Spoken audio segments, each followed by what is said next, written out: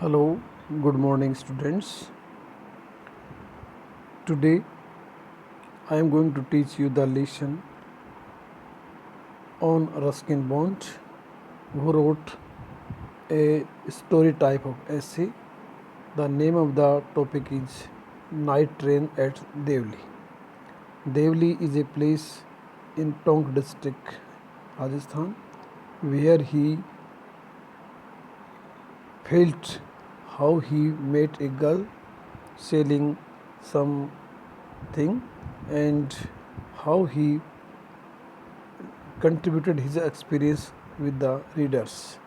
I am Dr. Sar Bhargav, Associate Professor, Department of English. First of all, I introduce you about the writer Ruskin Bond. He was born on 19th May 1934. He is an Indian author of British descent. He lives with his adopted family in London, Missouri, India. The first thing is that he is an Indian writer who wrote in English. The Indian Council for Child Education has recognized his role in the growth of children's literature in India. The important thing is that he wrote about children's stories, children's entertainment for literature. The best of a lifetime of stories from a short story writer of rare distinction. His stories are predominantly set in the beautiful hill country of Gadwal, where he has made his home for the last 25 years. Some of these stories present people who consciously or otherwise need each other, people in love or in need of love, the awkward adolescent and the timid lover. Some are gently satirical studies about village and small town brigades and petty officials. Several others mourn the gradual erosion of the beauty of the hills and the gentle people who live in them, with the coming of the steel and dust and worries of modern civilization. All the stories are rewarding for their compassionate portrait of love, loss, accomplishment, pain, and struggle. So we have read that Ruskin Bond belongs to India. He has made a permanent settlement in Gadwal in Uttarakhand, and his stories are based on children's entertainment. He presents a contrast between modern civilization along with the industrial civilization. In this short story, Ruskin Bond narrates his experience during one of his train journeys to Dehra as an 18-year-old. As a narrator, Ruskin Bond describes his journey by a train to Dehra. Dehra means Dehradun in Uttaranchal, Uttarakhand. He tells us that he used to spend his vacation every summer in his grandmother's place in Dehra and had to pass a small lonely station, Devli, amidst the jungle on the way. Devli is the railway station. The station appears strange to him as no one got on or off the train there and nothing seemed to happen there. The writer talks about the platform, the station, which is solitary, alone, and nobody comes, nobody goes from there. He wonders why the train stopped there for 10 minutes regularly without reason and feels sorry for the lonely little platform. It is an irony that nobody comes, nobody goes, yet the train stops for 10 minutes regularly. For Hindi medium students मैं यही कहना चाहूँगा कि writer एक प्रकृति से related कहानियाँ लिखने वाला लेखक है जो देहरादून जाते वक्त देवली स्टेशन पर अपने एक्सपीरियंस को शेयर करता है, किस प्रकार से वो उन लोगों से मीटिंग करता है जो कि वहाँ पर रेयरली उससे मिलते हैं। इस दौरान उसकी मुलाकात एक छोटी बच्ची से होती है जो काफ़ी बास्केट्स बेच रही है। On such journey, the author happens to see a pale-looking girl selling baskets. Pale means she is not so happy. She appears to be poor but with grace and dignity. Her shiny black hair and dark, troubled eyes attracts the author. The girl offers to sell baskets to him. Now, the writer shares his experience that he likes the appearance of the girl and he is attracted towards her brightened eyes and troubled hair, etc. The girl offers to sell baskets to him. He initially refuses to buy and later, when she insists, happens to buy one with a little hesitation, daring not to touch her fingers in the mail. He tries to purchase the basket. After her insistence, both of them just look at each other for quite some time, just as it strikes a chord of affection between them. Now, the affection towards the girl starts. He longs to see her searching and eloquent eyes again on his return journey.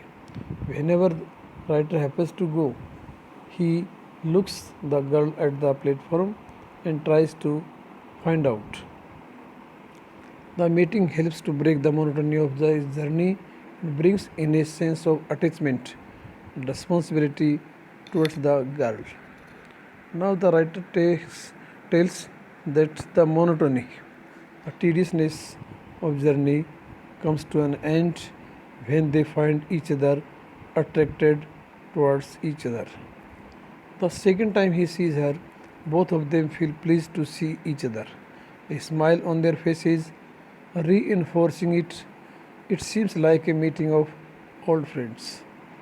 Both feel very happy whenever they happen to see each other because they wait for their coming and meeting in the platform. Silence reigns and speaks more than words. He feels like taking her with him but doesn't do so. It is silence that plays a major role in the story.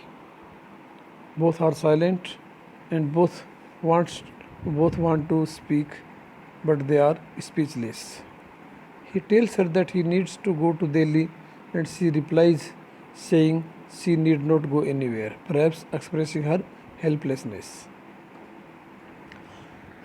Both of them separate unwillingly as the train leaves the station with the hope of meeting again. Both wait, both desire that they should go together, but her helplessness protests her not to do so. The author spends the remainder of the journey and a long time later thinking about her.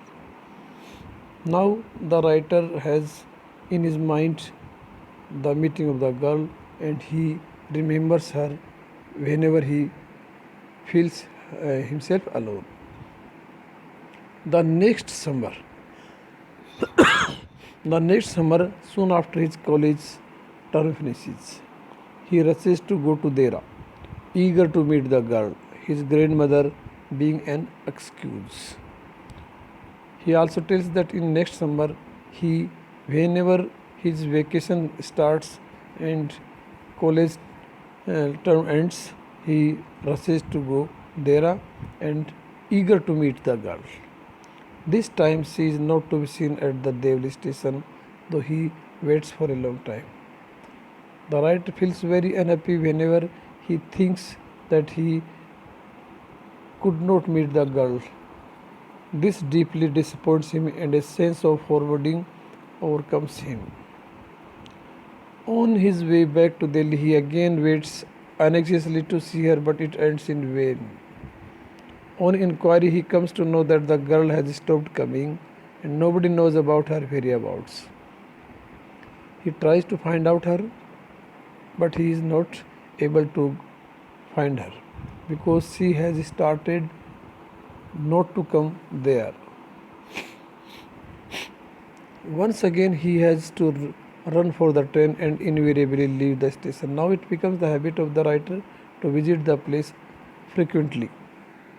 He decides that once he would break the journey there, spend a day in the town, make inquiries and find the girl who had stolen his heart. Now the nature of the writer becomes very romantic when he tries to spend a day or night in the town so that he could meet the girl. The following year in summer, he again walks up and down the platform, hoping to see the girl, but somehow can't bring himself to break the journey to look for her. Now the writer says that in the summer season, he again goes there and looks for her, but she is not able to come to him because of her absence. He seems to be afraid of discovering about her, dreading about anything unfortunate that could have befallen her, and wants to retain his sweet memories of her and not allow it to be spoiled with unfortunate events. The writer says that he is trying to find out her, but some mishappening might have been done to her, so he was unfortunate to meet the girl.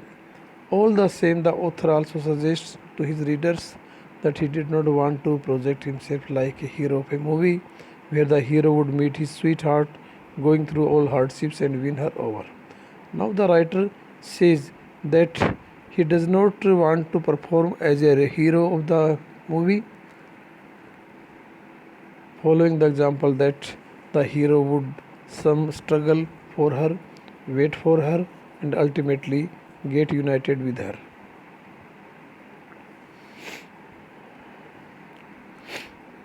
He prefers to keep hoping and dreaming, waiting for the girl. The author brings the readers. The author brings the readers to a realistic world rather than a fictitious, imaginary, unreal world, driving home the fact that life is not like a fiction novel or a movie. Now, the writer thinks that it is a real world. It is not based on imagination or fiction. He thinks that something fictitious, imaginary, or unreal world he had seen for that, but now he is sure that he would not see the girl like a hero in the movie. Losing and gaining becomes part of life's journey that needs to be taken in our stride. He is philosophical in the lines. He says that in the world, the people find something and lose something. So they have become the part of life.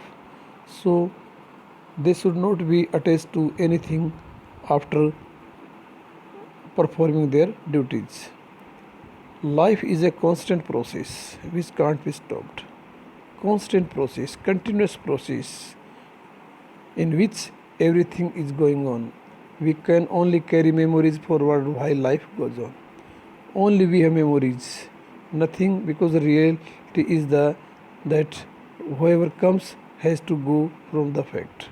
So the writer feels convinced that he would not be able to see the girl because he had his imagination, desire for the girl, and he has accepted the fact that he should not try to find out her because he find that he finds that in this world nothing is stable.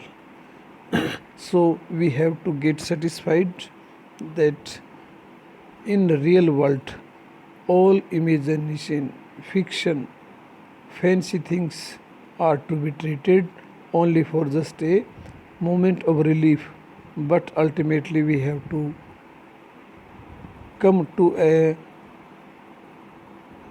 realistic world that the hardships, the struggle we have to do, but it doesn't mean that we are going to win the ambition, the desire we had in our heart. And so the writer ends the story saying that the girl had a experience in his mind. Thanks, students. You have understood the topic very well. Thanks again for your cooperation. Thanks.